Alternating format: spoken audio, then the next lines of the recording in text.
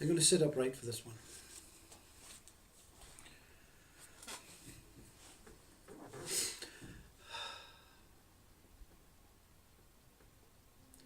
There was a strong feeling about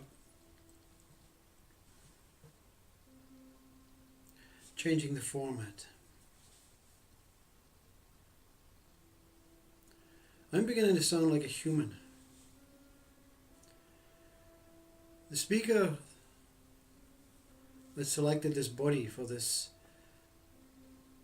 mixed up words to come through appears to be fading, moving on to some other lucky being. So grateful.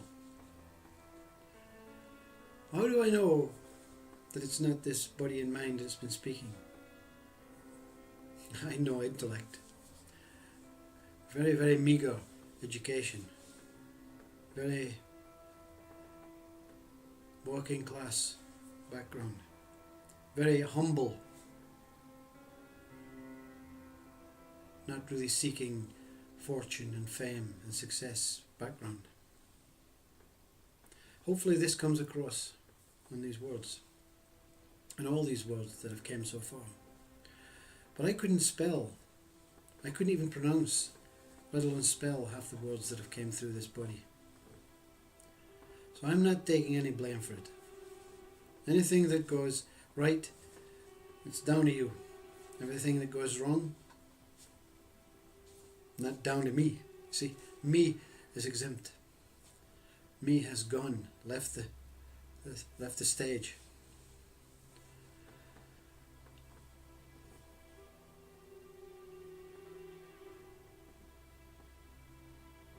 I've been very fortunate, extremely grateful, extremely fortunate for the last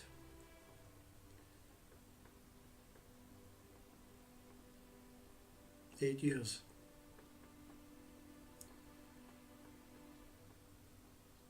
But now that everything is settling and grounding, I've really been fortunate. The moment my father and mother created a moment and an opportunity for whoever I am to appear in this body and meet so much wonderful, wonderful, wonderful people whom I dearly, dearly love, including the ones I've never even met in human form. There's one thing is very clear. Once you go through this enlightenment and you allow it to pass,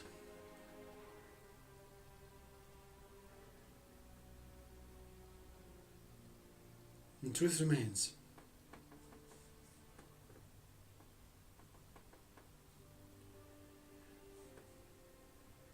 How can I explain truth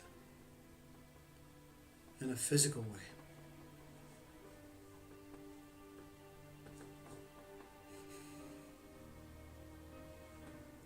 I remember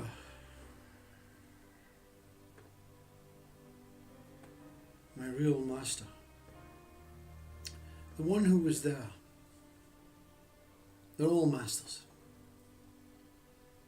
but Muji was there to catch and with his strong heart hands bring me down and safe. And his words may be the same words that appear in his body, but with a different flavor.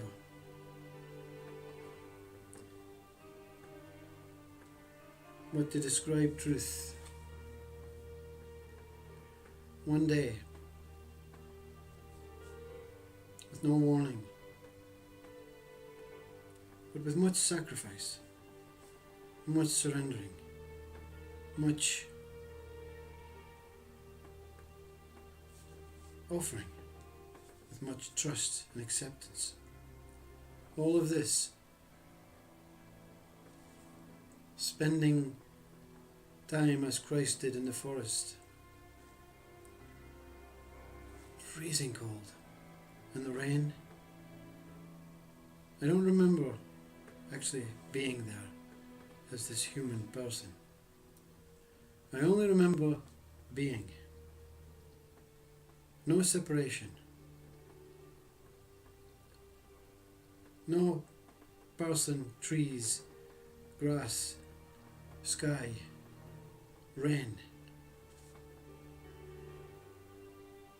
Everything was one. And I would have been happy with that. Every single waking moment being pulled by some sort of force with no effort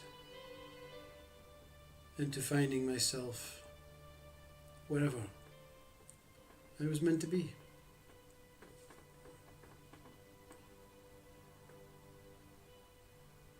I thought that was it, you see. I never analysed, valued. I simply denied it and said, you know what? Not this. Thank you so much. But I am not worthy. You see? That's really what not this means for this being. I'm so grateful. I'm so grateful you chose this one. But I am not worthy. Please take it back and give it to something or someone or some being or some person that is worthy.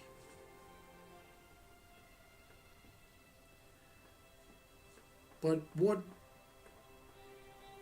was really being said was, I am not worthy,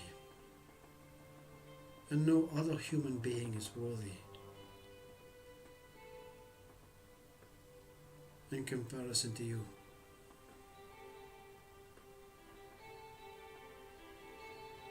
Devour me, eat me up. I would be honored, I would be privileged if this body was to be at an end, that it was ended with you devouring, consuming.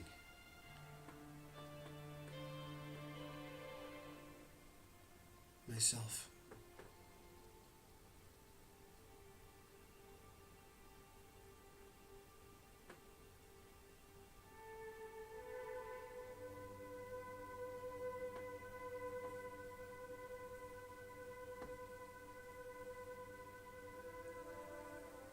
And one moment,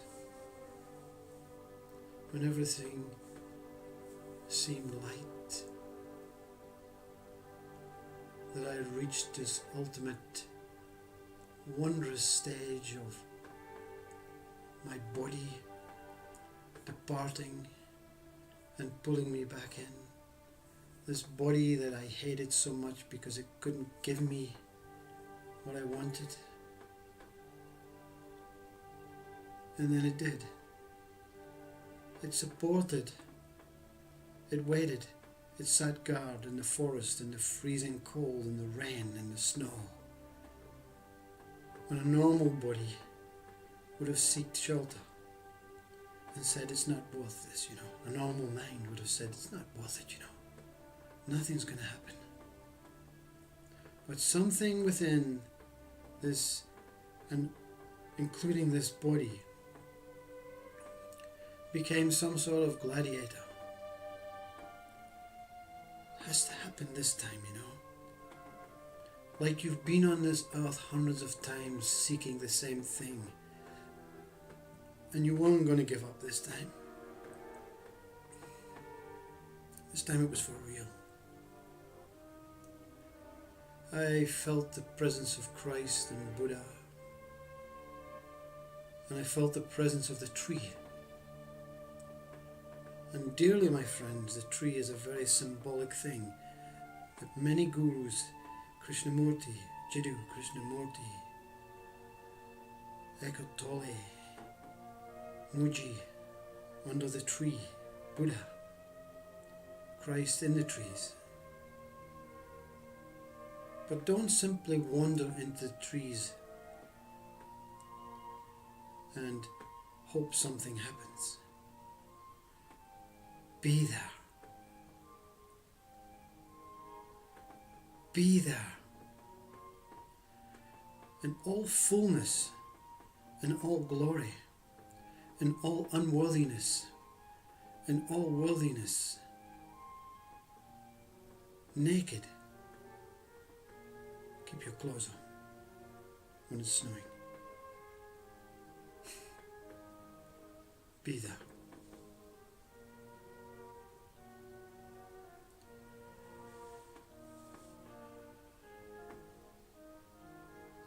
Many times I've tried to explain, and mind simply doesn't feel justifiable enough. It doesn't feel it can do it justice. And it can't, you see. No human can portray some sort of picture, some sort of whole world opening up and devouring you, the earth devouring you, consciousness devouring you, Christ devouring you, Buddha devouring you. How can you paint a picture?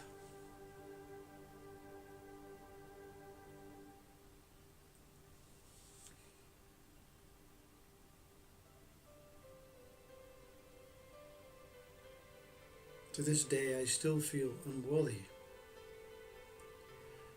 There's a sense of guilt, but that's ego returning, you see. A sense of guilt, but a sense of knowing that supersedes the guilt. The guilt is, why can't it be you? I want it to be you. I want with all my heart for it to be you. But the knowing is, you're already that. You've already experienced this enlightenment. Whether not in this time, and time will paint a picture for you, and an experience will occur, and you will speak utterings and ramblings and riddles like this one. And you will try and sit and describe it to your loved ones, to anyone that comes, but you'll fail miserably because the speaking is an injustice to what is.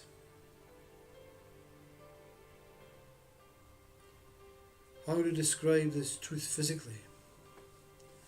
Muji said once, and I reflect his words. One day, when everything was perfect, I couldn't think of it getting any better. When this world opened up and devoured me, there was like this kiss within, this beautiful, overwhelming, sensitive, loving, wordless, to be honest, kiss. This kiss is infinite. This kiss is truth, paying its respects, not to self, not to this stateless state, not to what I am, beyond consciousness, appearing as consciousness, mirror, one moment, truth. This kiss was for the body, in gratitude for taking something home, so that I could meet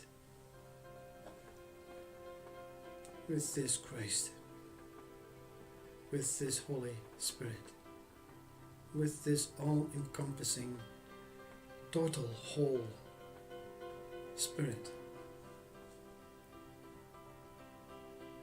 The place where I,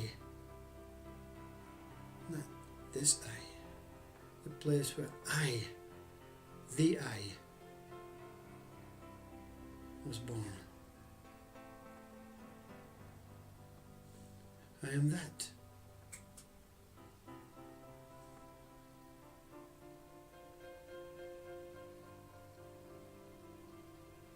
This kiss remains as a reminder that you will never stray totally into the path of ego. The umbilical cord is reconnected to God, the Father, the Lord, Brahman, Source, pure consciousness, to this one moment that spoke.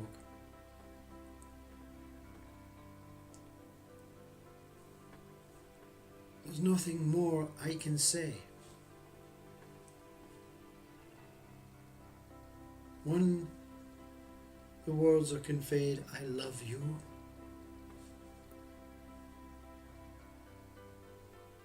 I'm speaking to nothing that appears as everything. Don't take it personal. Mind takes it personal.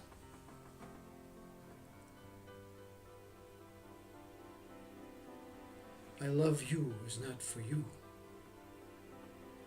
The body and mind. It is for you, what you are. Total life, total love, total being. Totally, never not here. Here. Hereness, a word that fell in front of this thing that I am, placed in my hands, not these hands, but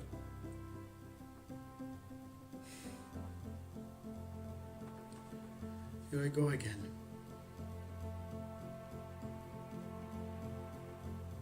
Tears are not enough for truth. Bliss is not enough for truth. Happiness is not enough for truth. Stateless state, the placeless place, the in-between, is not enough for truth. Even this kiss that remains is only part of the full, whole truth. We will never experience that in a body, not in this human body. We cannot experience what we already are, you see.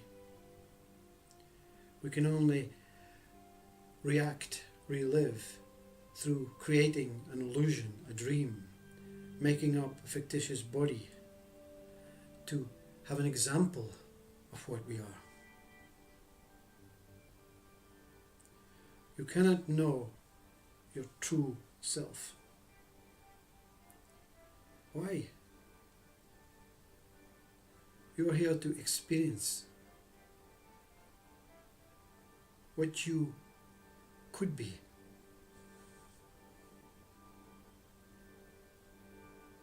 And when your whole life of experiencing is over in many different forms, many different spaces, many different dimensions and whatever,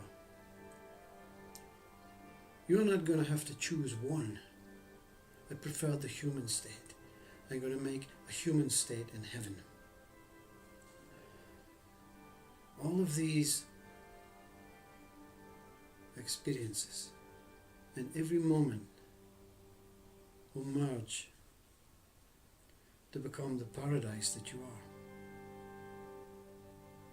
Puzzle is over, you see.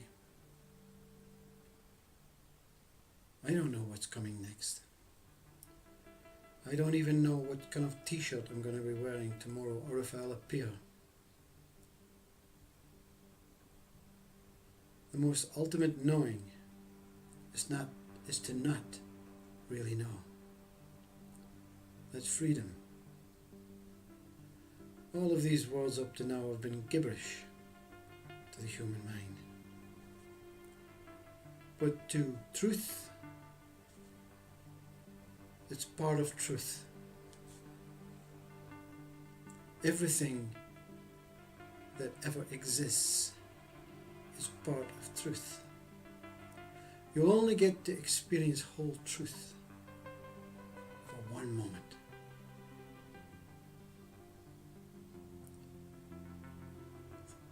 Think about these words. You only get to experience whole truth for one moment.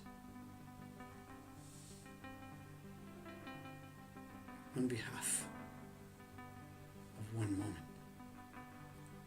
On behalf of total life.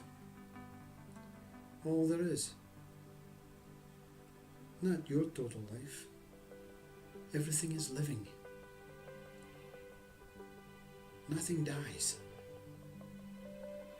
Consciousness continues to move and create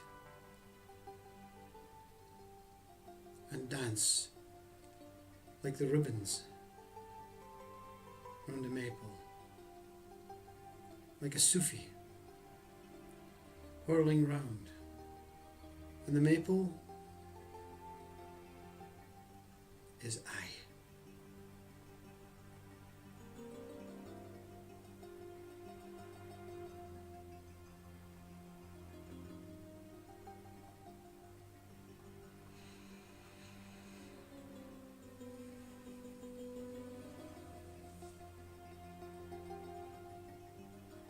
Thank you. And to my Lord Christ, absolutely worship and adore what you revealed through me.